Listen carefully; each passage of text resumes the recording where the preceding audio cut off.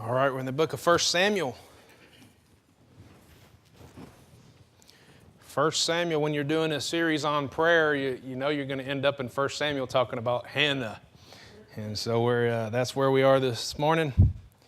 In our series, Lord, Teach Us to Pray, we're going through just different principles that I've found in the Old Testament. I don't know how long we're going to go, but this is we've seen a few things. God hears affliction, and then we saw when God makes a promise, we can count that He's going to keep it.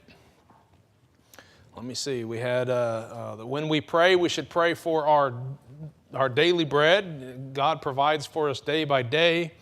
I think I'm missing one, but last week we talked about praying intercessory prayer. We should include other people in our prayers and pray for other people, particularly when it comes to their soul and hearing the gospel and what have you. And so we looked at that. Well, this morning, what I want to talk about from the book of 1 Samuel is this: asking for something to give. Asking God, particularly, for something to give. And we're going to go through the story here a little bit. There's quite a bit of reading, but I think we can do that. It's a great story. Let me see here. 1 Samuel chapter 1. I thought I was there. Okay, now there was a certain man of Ramoth Amzophim of Mount Ephraim, and his name was Elkanah, the son of Jeraham, the son of Elihu, the son of Tohu, the son of Zuph, an Ephrathite. And he had 2 wives. What is it with this recurring theme of men having 2 wives, and it always causes the same problems, right? So he has 2 wives. The name of the one was Hannah. That's kind of our hero of the story. And the name of the other was Peninnah. And Peninnah had children, but Hannah had no children. It's beginning to sound familiar. That's what we keep finding. In fact, most likely, Elkanah married Peninnah probably because Hannah wasn't able to have children. Apparently not having children, something must be wrong. So like we see on these other examples previous to that, I got an idea. You just marry Peninnah and have children with her, which he did. Peninnah had children, but Hannah had no children. And this man, Elkanah, went up out of the city yearly to worship and to sacrifice unto the Lord of hosts in Shiloh. And the 2 sons of Eli, Hophni and Phinehas, that's later on in the book. We won't get to that in this lesson, but these are not good men of God by any means. They're sons of Belial. And 2 sons of Eli, Hophni and Phinehas, the priests of the Lord, were there. And when the time was that Elkanah offered, he gave to Peninnah his wife and to all her sons and her daughters portions. So apparently she had several children, okay? And he gave them all their portions. This was the responsibility of the men when they took them to the temple or the tabernacle, as it were, to give their tithes and their offerings. And they'd bring them, and the man was responsible for making sure everybody in his house had what they were supposed to have. And then he would distribute their portions. They would give the sacrifice, and then they would have a little bit of a celebration afterwards, kind of a communion with the Lord, if you will, celebration where they would eat some of those things, and then they would go on their way. That was the practice, okay? But to Hannah, he gave a worthy portion, for he loved Hannah. But the Lord had shut up her womb. She couldn't have children. And her adversary, that would be Peninnah, we find out real quickly, also provoked her sore for to make her fret because the Lord had shut up her womb. And as he did so year by year, when she went in to the house of the Lord, so she provoked her. Peninnah provoking Hannah here. Therefore she wept and did not eat. Then said Elkanah, her husband, to her, Hannah, why weepest thou? And why eatest thou not? And why is thy heart grieved? Am I not better to thee than 10 sons? Isn't that a typical man's response? Thinks pretty highly of himself. Ain't I better than 10 sons? Apparently the answer is no.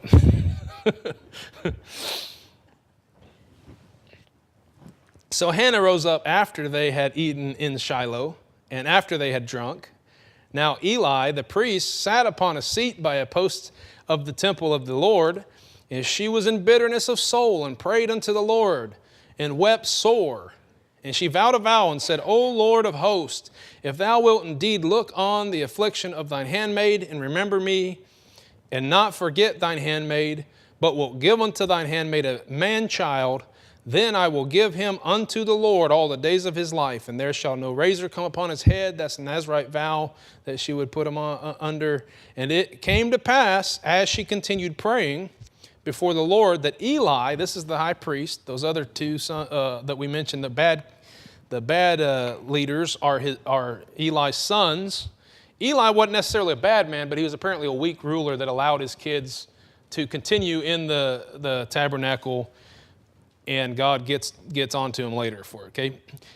Now Hannah, she spake in her heart, only her lips moved, but her voice was not heard. That's a good indication. You know, I've heard people say that they always pray out loud, as if, hey, God won't hear you if you pray quietly. Well, here's a good scripture to show that's not true. You can just be moving your mouth. You don't even have to move your mouth. You can pray in your heart. God hears you. Now Hannah has spake in her heart, only her lips moved, her voice was not heard. Therefore Eli thought she had been drunken. He looks at her and her mouth's moving, but nothing's coming out, and she's just sitting there. So he assumes that she's been drinking and got drunk. And Eli said unto her, How long wilt thou be drunken? Put away thy wine from thee. And Hannah answered and said, No, my Lord, I am a woman of a sorrowful spirit. I have drunk neither wine nor strong drink, but have poured out my soul before the Lord. Count not thy handmaid for a daughter of Belial. I decided that next time I go to a restaurant and they ask me if I want alcohol, I'm going to say, count not me as a son of Belial, for out of the abundance of my complaint and grief have I spoken hitherto. And Eli answered and said, Go in peace, and the God of Israel grant thee thy petition that thou hast asked of him. And she said, Let thine handmaid find grace in thy sight. So the woman went her way and did eat, and her countenance was no more sad. Let's go ahead and pray real quickly. Lord, I ask you bless this, the rest of this message, and help me get across what needs to be gotten for everybody. And I pray that you would bless your word and bless the principle here of prayer, that we should ask you for things that we could give back to you. And I know that's pleasing to you, Lord, and I pray you'll help us to learn how to do that. In Jesus' name I pray, amen. Real quickly, there's just a few points here I want to point out. Occasionally, a sermon will lend itself to the idea of alliteration of some sort. And in this case, we're going to use a lot of, that sounds bad. I was going to say a lot of F words, but not like that.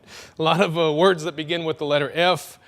First of all, I want to talk about this family here, okay? This family was a flawed family. Anybody got flawed? Any families in here perfect?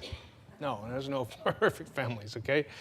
Some are a little more flawed than others. Some have more skeletons in the closet, and they've got a past with some bad things, what have you. But as I read this, I think about here's a man who's messed up. As so many examples we have in the Bible of this marrying two wives, Hannah and Peninnah. And in case you're wondering, that was never allowed in the Bible. It was never it was allowed, but it was never a right thing. In fact, that very thing goes against one of the very first commandments in the Bible, where he says, you shall leave your husband and wife, and you shall cling to your, the husband shall leave his mother and father and cling to his wife, and they shall be one flesh. It doesn't say wives. It doesn't say as many as you will have. He's saying, hey, this is a principle that I want to establish, that God has made a man, and somewhere out there, he's made a woman for that man. Now, there are some cases, we see this in the Bible, where a person is, God made them and intended them to be single all their life. And by living in that condition, they can actually do more for the Lord. The Bible even says that. And so we're not saying that a person has to be married, but there's a principle of one husband, one wife, they stay together forever. So there's nothing about adding a second wife to the picture, okay? So we see that with Sarah and Hagar in the problems that they had. We see that with Rachel and Leah and the problems they had. Hannah in this story is well loved, but she's unhappy because she can't bear children. Peninnah has lots of children, but she's unhappy because she doesn't have the attention of her husband that she wants to have. Now, I can't blame either one of these women I don't think there's a whole lot they could have done to make their situation different, but this is a bad situation. What wife would want to bear lots of children for their husband and have him not show them the attention? What wife would be loved by the husband but not be able to bear him children, and so he gets another wife and has lots of children with her? Both of these situations would be bad, and I can't blame these women for having this being an issue.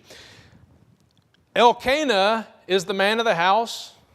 Everything rises and falls on leadership. Elkanah is responsible for allowing this to happen. But bottom line is, his family is flawed. He's got problems with this family, yet Elkanah faithfully goes to the house of God. Now, I don't know what he did on the Sabbath day. I don't know what happened at other times, but once a year it was required for them. If you read the Old Testament, they were told to go to the place that God would show them, as I explained earlier, and they would go and they would do this, bring their tithes and offerings and their sacrifices, and they would go there according to the law. And so Elkanah is faithfully doing that, even though he is flawed. He shouldn't have had those two wives, but he did, and no doubt there was bitterness. Peninnah is provoking Hannah, and she's an enemy to her. All this is going on in the house. Yet Elkanah takes him to the house of the Lord and says, look, I don't care what's going on at home. I don't care how bitter you are. I don't care what's happening. We're going to go serve the Lord, right? That's something that I think is very applicable for us today. There are a lot of people that messed up in their families, in their family life, or they committed some sin, or they fell away from the Lord for a while, and they just decide, I can't get back into church. I already messed it up. I'm done, Or they look around at the society around them and they say, well, I go to church a little bit. I serve God a little bit. I'm better than the majority of the people. And so that's okay. No, that's not the spirit that Elkanah had. And then there are this to consider, Hophni and Phinehas, the two sons of Eli. I don't even want to explain to you what all they did, but they took advantage of people at the tabernacle to the point where everybody all the children of Israel in that area, they knew what was going on. They knew this was a corrupt place. They knew it was a bad place. They knew Hophni and Phinehas were there taking advantage of people and what have you. Yet Elkanah takes his family there anyway. You got flawed family. You got a flawed church. You got a flawed community. It doesn't matter. Serve the Lord. Do the best you can to honor the Lord and to serve Him faithfully. So you see here's a flawed family, but you've got a faithful family, a flawed, faithful family. All right? You can't wait. Have you ever heard anybody say, well, I've invited people to church and they've said, well, I want to get back in church, but I got a few things in my life that I got to get straightened out first. And I hear that quite a bit, actually. And I want to say, it doesn't work that way. That's not how church works. You decide, I'm going to take my imperfect self and start trying to, give it to the Lord to fix, and then He begins to fix you. But if you stand out there and say, I'm going to fix myself so that I can give it to the Lord, you're never going to be fixed. Does that make sense? Okay, so he was a flawed family, yet it was a faithful family. Like I said, Deuteronomy 12:1, if you want to look at it sometime, I decided I'm not going to go there and read it.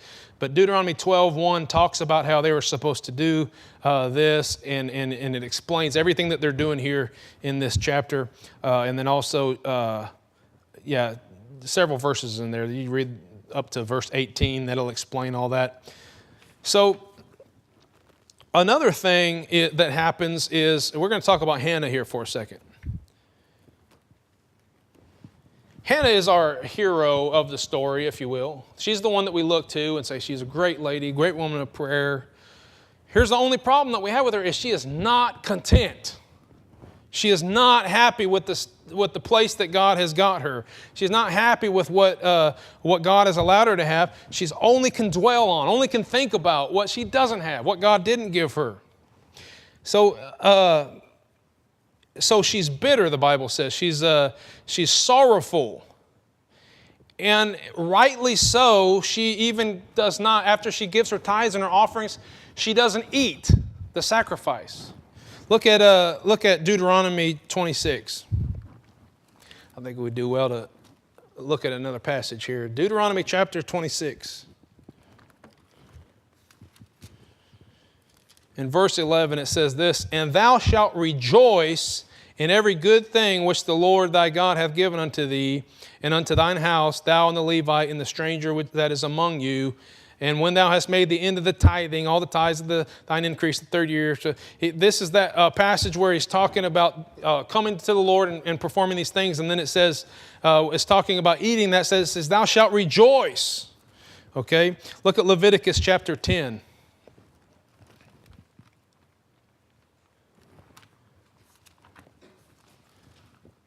Exodus, Leviticus chapter 10 in verse 16. "And Moses diligently sought the goat of the sin offering, and behold, it was burnt, and he was angry with Eleazar and Ithamar, the sons of Aaron, which were left alive, saying, Wherefore have ye not eaten the sin offering in the holy place, seeing it is most holy? And God hath given it you to bear the iniquity of the congregation, to make atonement for them before the Lord. Behold, the blood of it was not brought in within the holy place. You should indeed have eaten it in the holy place." All this lines up with what was said in Deuteronomy there for them to do. And he says, "Why didn't you eat of that sin offering?" And Aaron said unto Moses, "Behold, this day have they offered their sin offering and their burnt offering before the Lord, and such things have befallen me. And if I had eaten the sin offering today, should it have been acceptable in the sight of the Lord?" And when Moses heard that, he was content. Why was he content? Because here's what he was saying. He said, "I brought those sacrifices and I brought those offerings, but things happened to me and I'm of a sorrowful heart. Should I eat that and rejoice and what have you?" So here's what I'm getting at. That in the other scriptures, the practice was that you'd make this sacrifice. You go ahead and take your offering. You go ahead and take your tithes and offerings and your sin sacrifices and what have you. And you take that. But if you're not in a position where your heart is joyful, you didn't celebrate. And so you see that in this story. Whenever Hannah is there, she refuses to eat. She does not eat afterwards. Now it makes me think of this. God says that He loves a cheerful giver, right? And so sometimes people will give something grudgingly, and that's not the way God wants you to give it. Still give it, even if you have to give grudgingly. But the idea is that He loves a cheerful giver. He wants our communion with God to be sweet. He wants us to be happy with our relationship and the way things are going whenever we give something to Him. But we find here that Hannah, yes, she's in a flawed family, but they're faithfully going and doing what they're supposed to do. And now she's standing before God and she's trying to get this thing right. She's praying before the Lord. She's pouring her heart out. And she's trying to get it right. Look at, back to our text in 1 Samuel. Look at verse 9, Samuel 1. In verse 9. "So Hannah rose up after they had eaten in Shiloh, and after they had drunk.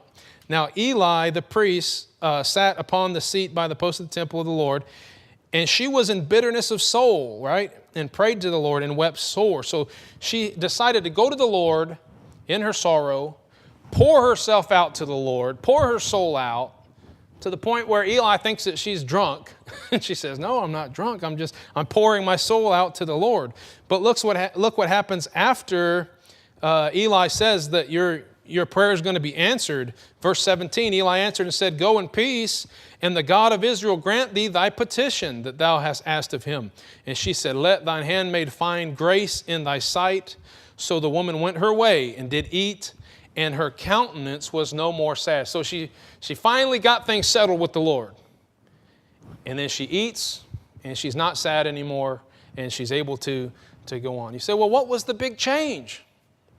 And why did God all of a sudden decide to grant her to have a son.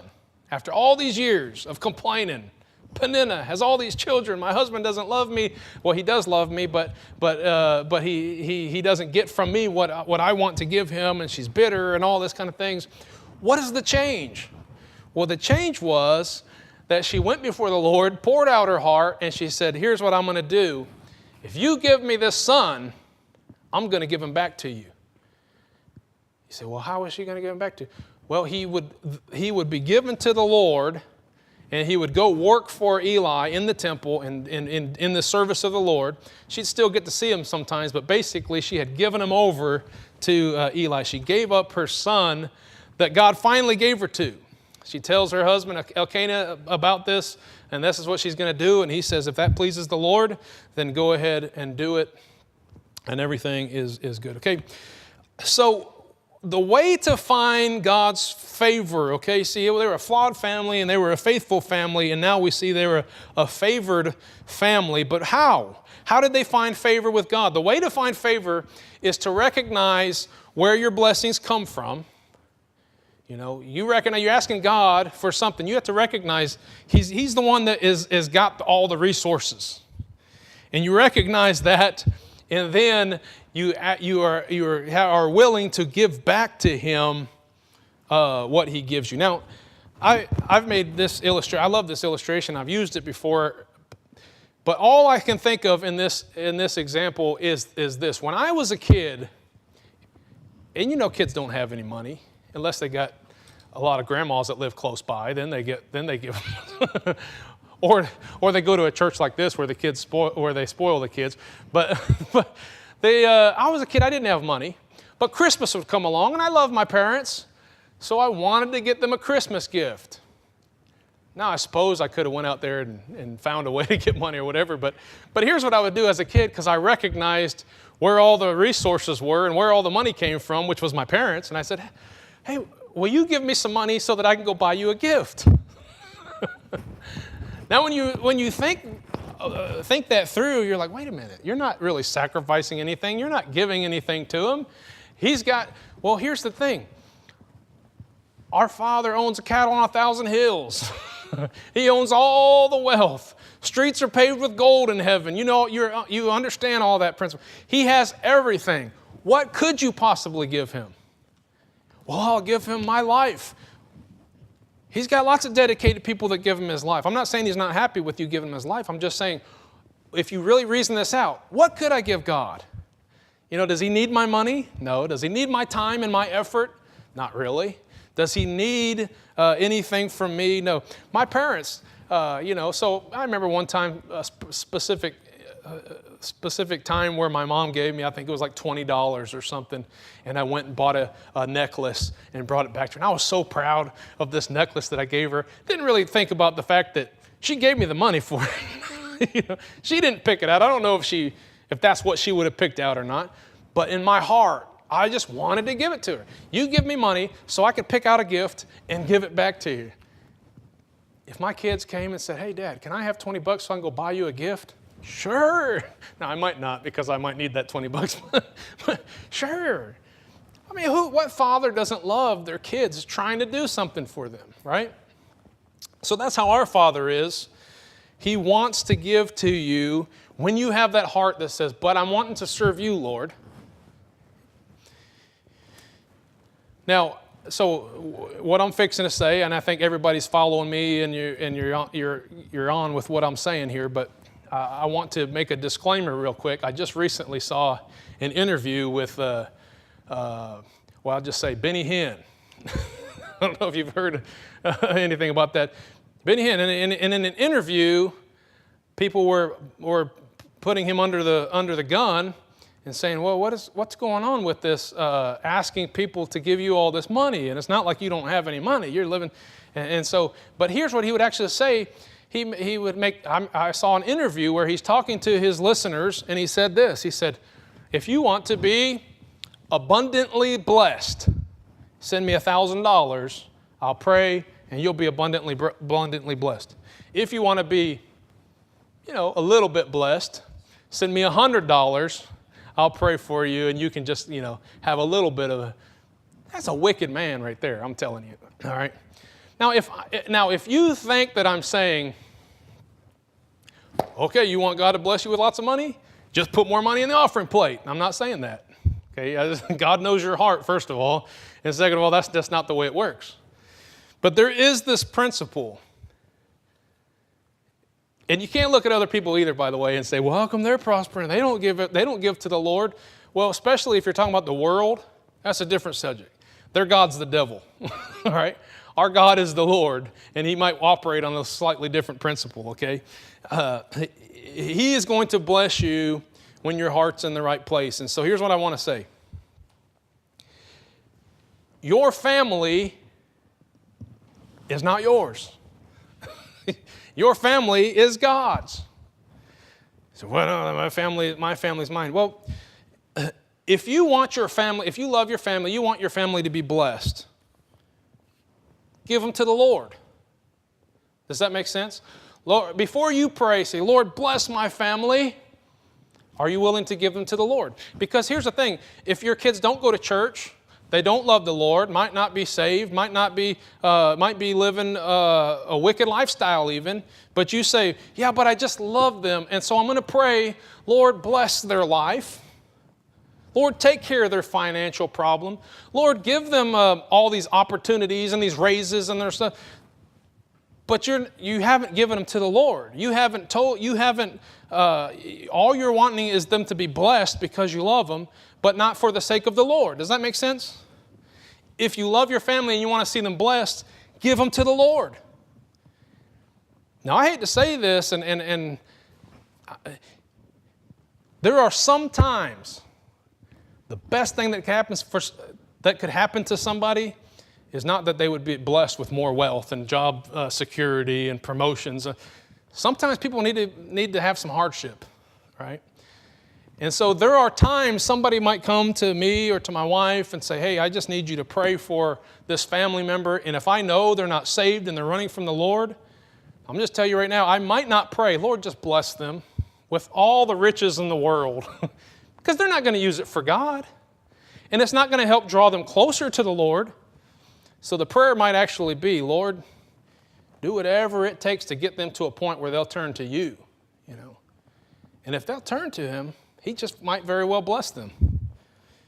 Your time is not yours. We talked about creation this morning. God made time, and He made the stars and the moon and the sun, and He said all this is for the times and the seasons. And I don't understand how time works exactly. We all have 24 hours a day, but guess what? It's not our time. It's His time. So you say, well, I just want more time. I just feel like I'm just too busy all the time. Things are always happening, and I just don't have time to get that. Well, how about this? Give it to the Lord. You say, Lord, if you'll just give me some, I want to serve you with my life. That's what I want to do. If you'll just give me more time that I can do that, you think He's going to give you some more time? Sure. He's going to stop things from happening so that you can get more accomplished for His name. He's going to allow you to find more time. Maybe live on a little bit less sleep so that you can get more things done and it won't bother you so bad because you're giving it to Him. That's what Jesus did. After all night of healing people, and they're coming to Him and they're asking for things, and he's fed the 5,000 and He's doing all this stuff, and then He just goes up into the mountain and He prays, Lord, just give me the strength to do this, Father. And then He goes back out. He's walking on the sea and He's talking to them. I mean, He stayed busy, but God gave Him the strength. And that was an example for us. You want more time? Well, give the time that you do have to the Lord. All right, here we go. Your money. I hate talking about money, but it isn't yours. You want more money? You want your money to go a little bit farther? You want to be able to save some things and have less bills or whatever the case? Maybe you got to give your money to the Lord. Say, it's your money, Lord. I'm not talking about trying to get money from people, for filthy lucre's sake or whatever. It's between you and God, and I don't, it's not my business who gives what and all that kind of stuff. But if you are constantly just dwelling on the fact that my money, I just don't have enough money, my money's not going, it's not getting me where, what I need, and there's just never enough month left over at the end of the money or however that goes. And so if you find yourself in that situation and you're going to pray for the Lord to get you out of that, you better give your money to the Lord. If you don't do that, why is he going to bless you? Your talents and abilities, they're not yours, they're the Lord's. You want to be able to do more? Give it to the Lord. He'll allow you to do it. Your health and your strength, it's not yours. You come to me and say, hey, so-and-so, I know he's running from the Lord, but he's got this sickness. Will you pray that he'll be healed? Now, I might pray for that because there's nothing wrong with doing that, and I certainly want to see people healed. But it could be the Lord's working something. I'm not saying every time somebody's sick, don't twist my words here. I'm not saying every time someone's sick that they're not living for the Lord. But it could be that God is wanting them in that condition, So if I'm going to pray for somebody's health, it's going to be, Lord, give them the strength, give them the ability so that they can get more accomplished for you. Someone's running from the Lord's not going to do that. Does that make sense? You see where I'm going with that? And when you do these things, there's this principle. You will have joy, like Hannah. It makes sense now. And you know what? Whether I gave it to the Lord, I said, Lord, I tell you what, you give me a son, and I'll give him back to you. You give me a man-child, I'll give him back to you. Well, wait a minute, but you've been wanting a man-child their whole life, and now you're just going to give him back? Well, when she got to that place where she realized, if I'm going to get a child, the Lord's going to have to be the one that gives him to me because I can't produce anything on my own. And so she says, I'll tell you what, you want him? You don't want me to have children? That's fine. If you want me to have children, you give them to me, and I'll give them back to you. And so God blesses her in that way. So if you really want to have joy, and you really want to see God's blessings in your life, we got to not be praying only for the things that we want. And we got to have in the things that God isn't giving us, and we're begging Him to give us that thing that you're withholding from me, Lord. No. We need to pray for something that we can give back to the Lord. That should be our prayer. Lord, give me the ability to get something done so that I can do more work for you. Lord, give me the finances that I need so that I'm not hindered from doing your work. Lord, give me does that make sense? We put the Lord first, and God wants to answer that type of prayer.